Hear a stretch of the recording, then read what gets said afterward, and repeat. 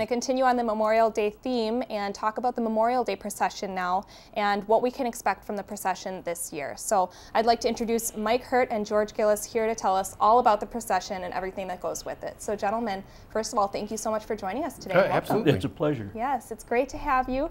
Can't believe it's already been a year since we last had you in to tell us all about the procession. So time just flies, doesn't it? Yes, it does. So first off, maybe you can, George, I know you've got some thoughts on Memorial Day, and you can give us a little bit of perspective on what it all means. Well, this is just something that I put together, and today belongs to the brothers and sisters who've given all to defend our way of life. Their bravery reminds us of the courage of those who've served and their willingness to sacrifice on our behalf. President John F. Kennedy said, "A nation reveals itself not only by the men it produces, but also by the men it honors and the men it remembers." There is no place to do just that than here right now with all of you in the great nation. If we've learned anything from the wars which we fight today, it's that courage and sacrifice are not priority value that belongs to a bygone generation. How do we ensure Memorial Day is not just a single day remembrance, honor and gratitude? We must ensure future generations understand that their patriotism and the debt of gratitude we owe to those who've served. We can also ensure the cost of dealing with the lifelong impact of military service is not another battle fought alone for American veterans. We recognize that a life can be sacrificed long after a final shot of a conflict is over. We must recognize that not all fatal wounds are visible. While we're saddened by these losses, there is no doubt that Americans share a proud heritage of duty and honor forged in the heat of battle.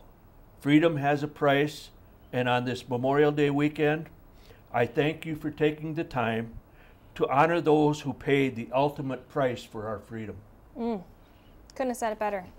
I really like the part where you said it's not just about the one day that we're recognizing. It really should be a year-long thing. We're always thinking and recognizing and helping and wondering what we can do for our veterans and for those families who have lost loved ones in action. So wonderful, very well read and well written. So thank you for that, George.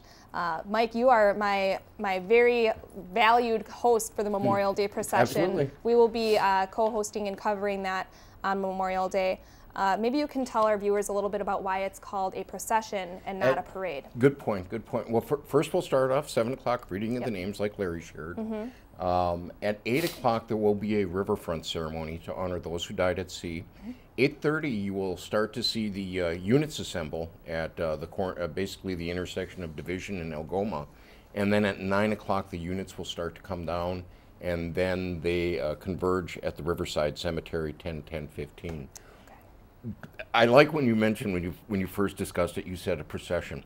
And that is so important, because too often what occurs is people think of that it's a parade, and they confuse it with like a July 4th situation. But actually it is a procession. It's a very solemn occasion. You're not going to be seeing floats, politicians, people throwing out candy, that type of thing. You'll see units such as, you know, the American Legion or VFW, AMVETS. You'll see some of the school bands there as well.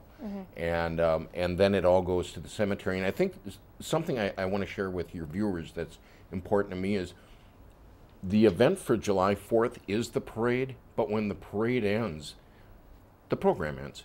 But with the Memorial Day procession, actually the high point is the cemetery itself. Right. And that's where you'll have a speaker there, you'll have taps, you'll have the reading of Logan's Order, the laying of the wreath. those type of ceremonial things will happen. So I really encourage people to go down to the cemetery because that is really the main event for that day. That's what it's all leading up to. Correct. Yes, correct. yes. And thank you again for the timeline of the events, because it's not just the procession that's taking place. There's things going on before and after that you're able to partake in. Absolutely. Yes. And you gave us a little bit of a preview of who's in the procession. Any highlights or anything that you guys really look forward to as part of that? I would like to participate in Oshkosh's this year, but I've been recruited to be the speaker for Winchester and Winneconne ceremonies. Okay. So I'm looking forward to that. Yes, yes. And there's a lot of things going on throughout the whole area too. The thing that I've always liked when I've seen the procession is that when you see the interaction that occurs with the veterans that are going through the procession, and then with those people that are on the streets, and people saying thank you for your service, other veterans saluting other veterans, and you really get a sense of the ceremony of that day.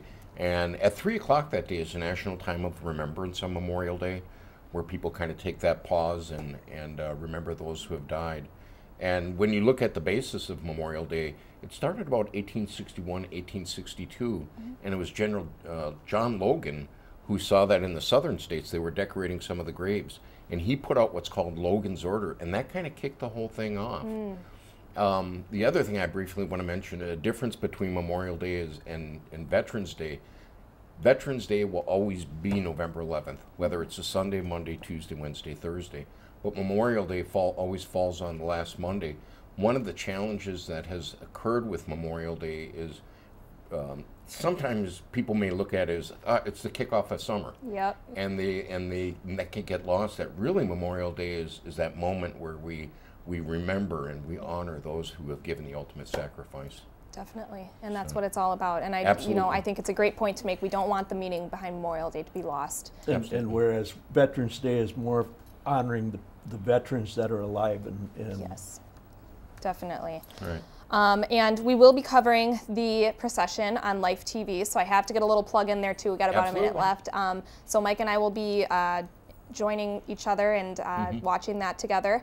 And that will be on Life TV. You can watch it probably either the same day later that afternoon or later on that week. And it'll also be on oshkoshmedia.org. So all our viewers are able to watch it even if they are unable to make it to the procession like George here.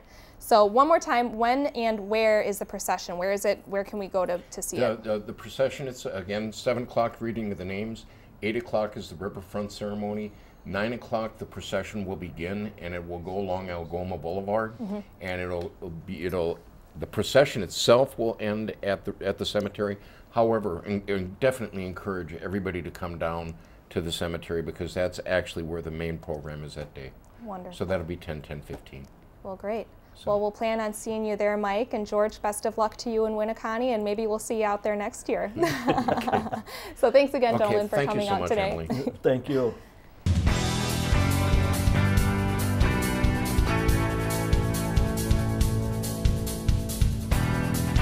Oshkosh Today was supported in part by the Friends of OCM.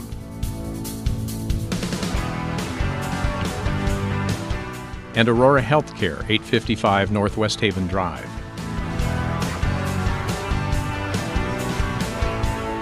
Set design provided by House of Flowers, 1920 Algoma Boulevard.